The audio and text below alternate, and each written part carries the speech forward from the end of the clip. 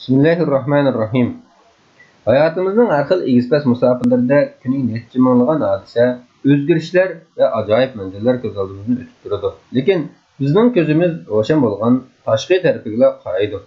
G'ayb pardasiga o'ralgan ichki qatanlar bo'lsa, g'aflatdagi ibrat ko'zimizni chaqilmay o'tib ketaveradi.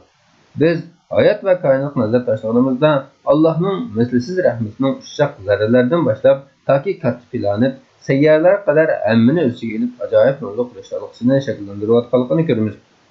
Ammo biz bu go'zal tasvirning ikkinchi bir yuziga qarab qo'ymaymiz. Shuncha cheksiz kuch-qudrat, shuncha katta rahim-shafqat, xayr-ihsonlar sohibi bo'lgan shu mehribon Allohning o'z navbatida shunchalik dahshatli qahr-g'azabning sohibi ekanligini xayolimizga keltirib boqmaymiz.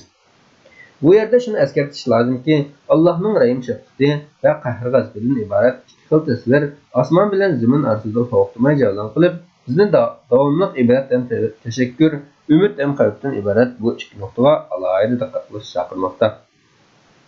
Shams Navid Osmoniyning "Ah, bizim musulmonmi?" degan kitobidan ilindi.